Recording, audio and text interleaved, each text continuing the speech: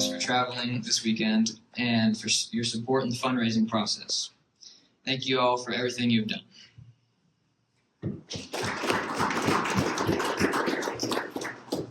We'd also like to thank DLA Piper in the fundraising process, Rock Golf for hosting us tomorrow night at its facility, and Foresight Golf for outfitting the range with its GC Quad product.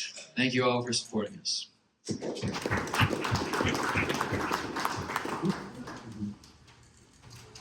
Some of our club members are in the crowd tonight, and they have supported us in getting our tee times this weekend. They have also worked very hard with the weatherman to ensure a beautiful weekend. Thank you for everything you've done to make this possible.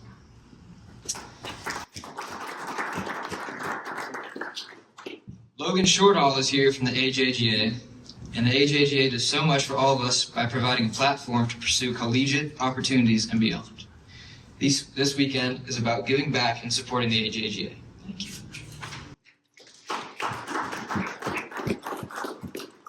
Our superintendent, Bobby Stringer, and his staff keep the course in outstanding condition. Thank you, Bobby.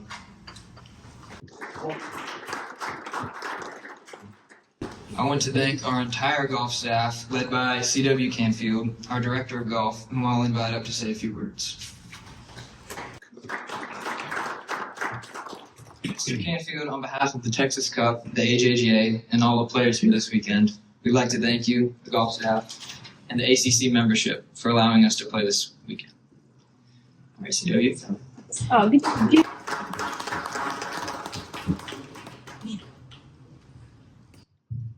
I want everybody to give Jack a hand for a couple reasons. The time and energy he has put into this event is quite spectacular. I've been here for about 2.5 months now, and I met Jack early on, and he has done a fantastic job with a great support network. So, Jack, thank you.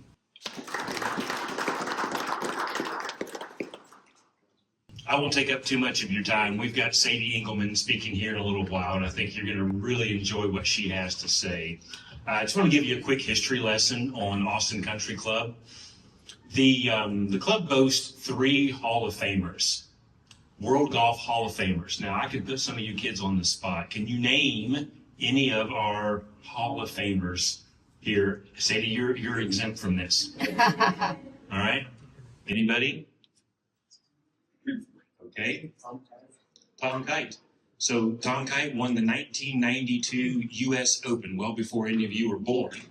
And Mr. Kite he's out here almost every day practicing. And it's quite spectacular. Okay, anybody else? Ben Crenshaw? Well, Mr. Crenshaw he's not a member, but he's a Hall of Famer, but he grew up here at Austin Country Club. So that's good. Okay, Harvey Pinnock. Anybody heard of Harvey Pinnock? So he's a World Golf Hall of Fame member. He was our head professional for almost 72 years. Think about that for a second. And you'll play this Pete Dye golf course tomorrow. Pete Dye is in the World Golf Hall of Fame as well. So to my knowledge, there's not another club in the country that boasts such a well-rounded and large gathering of World Golf Hall of Famers. So Austin Country Club is a great place. You're at a special place. Before I turn the mic over to Anne Marie Gildersleeve, our Director of Instruction, to introduce Sadie, I just wanted to let everybody know I'm an AJGA alum back in the late 80s, so it's been a while since I've played, but I have fond memories of junior golf, fond memories of college golf, and many of you will move on to that stage soon. But I want you all, for just a second, to give your parents a quick round of applause. Go ahead. As a player, as a parent, you don't think your parents are smart right now, but they do get smarter as you get older, I promise you. But do yourselves a favor. Thank your parents each and every day for what they've given you and all the opportunities that they've given you, okay? Okay, I'm going to turn the mic over to Anne Marie. She's going to give a brief introduction of Sadie. Thank you for being here. Let's have a great weekend, all right?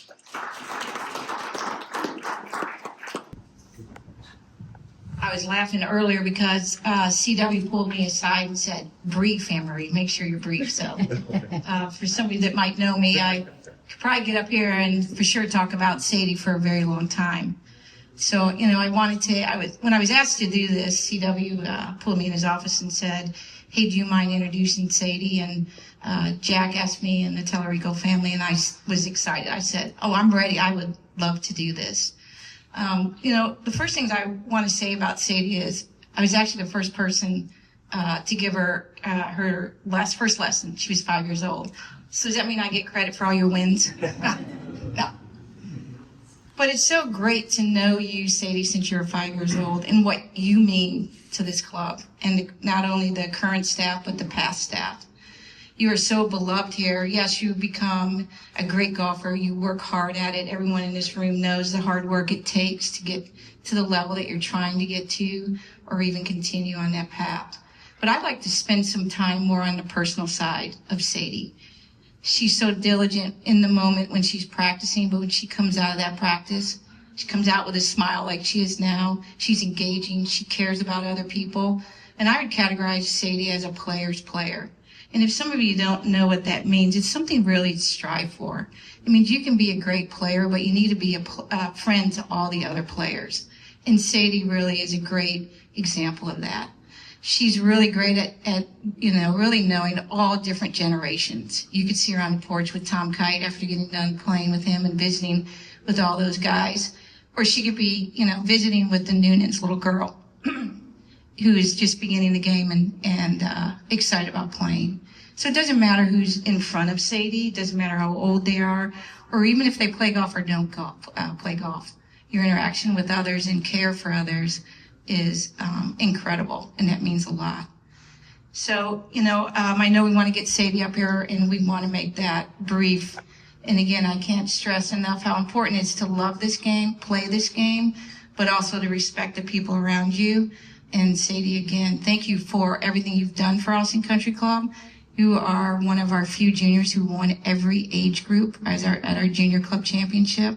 We continue to look forward to being you out here every day and visiting with you. And the membership and the staff love you. Thank you.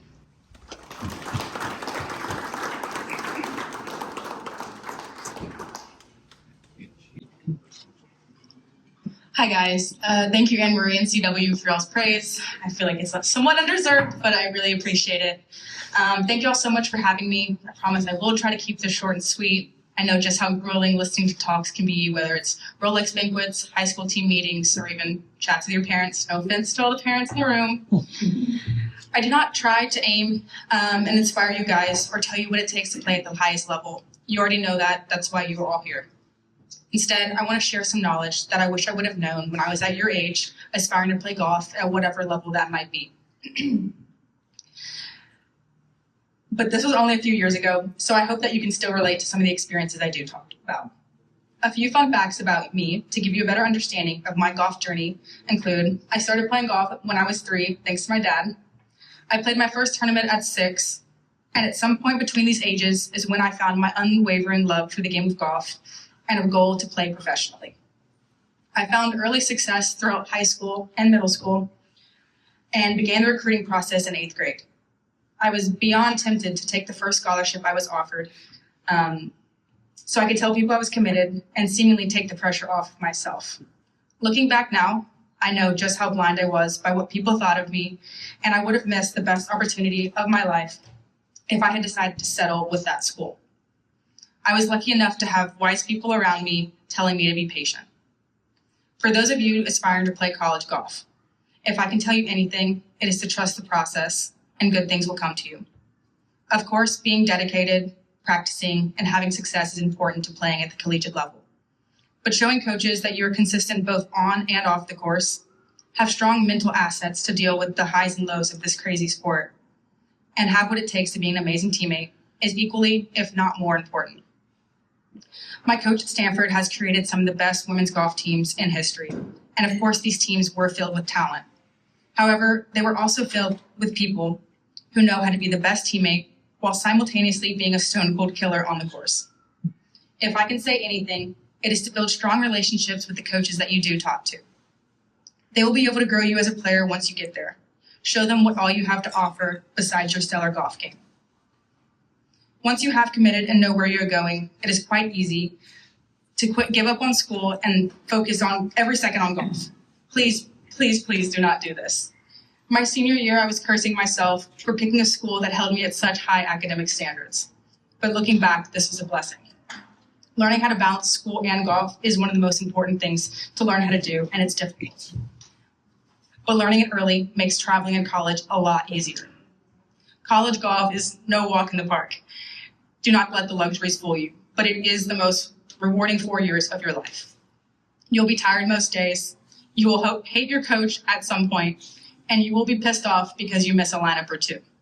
But you will also make the best of friends, learn how to grind out of the deepest lows of golf, and find out how much better winning feels as a joint effort. I could go on and on about the do's and don'ts of college golf, but there are 3 things that I do wish I would have known before going in. Be open to new experiences and new opinions. Find what works for you and no one else, straying away from comparison. And enjoy every moment, good and bad. It goes faster than you could ever imagine.